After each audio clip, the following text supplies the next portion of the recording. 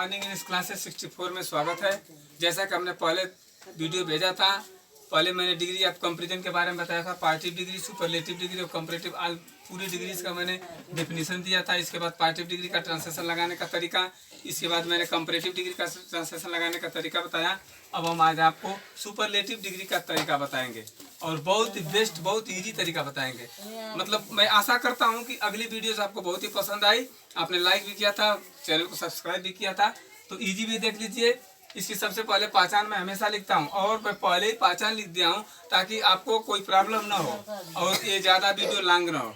तो देखेंगे पहचान मैंने लिखा कि जब वाक्य में कोई भी संबंध सूचक शब्द, जैसे आप जानते होंगे प्रीपोजिशन जिसे बोलते हैं, का, के, की या फिर में शब्द आ सकता है, के साथ एडजेक्टिव आ जाता है, या फिर सबसे हिंदी का जो सेंटेंस होता है, इंग्लिश में तो फॉर्मल होगा बट जो हिंदी का सेंटेंस होता है उसमें सबसे प्लस एडजेक्टिव आता है, तो उस वाक्य को हम सुपरलेटिव डिग्री कहते हैं। अर्थात ऐसा वाक्य मिला, हम सुपरलेटिव डिग्री के नियम से, रूल्स से हम इसको ट्रांसलेशन लगाएंगे।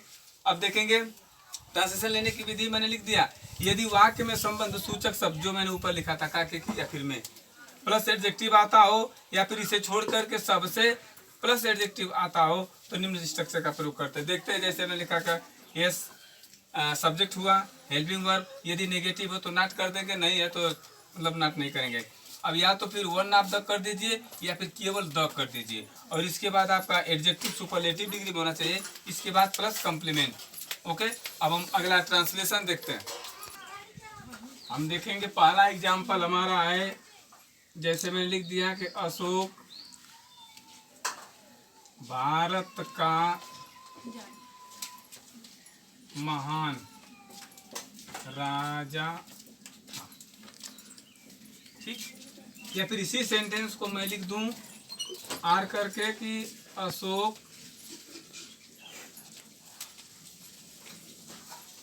भारत का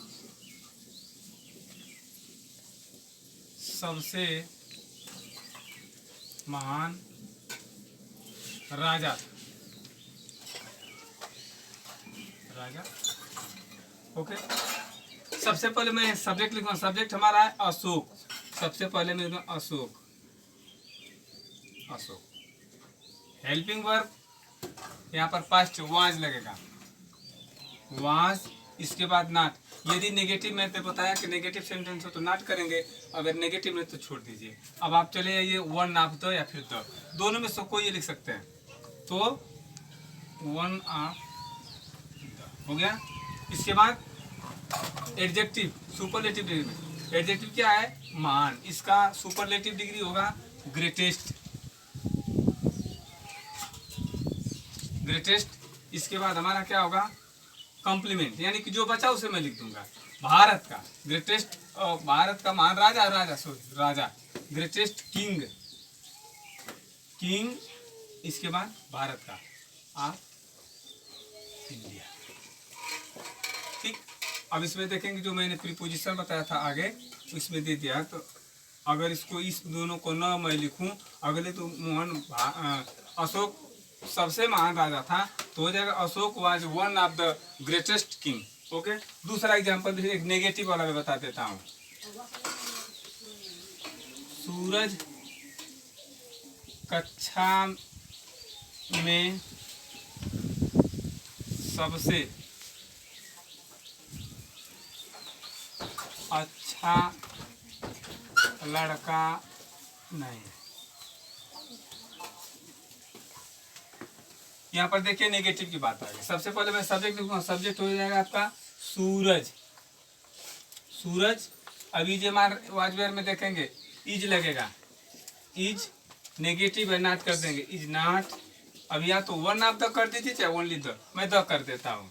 इज नॉट द बेस्ट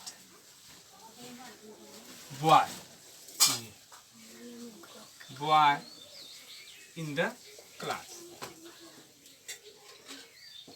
इसी तरीके से जितना भी हमारा एग्जाम्पल आएगा, स्ट्रक्चर देख करके दो एक एग्जाम्पल के आधार पर हम हल कर सकते हैं।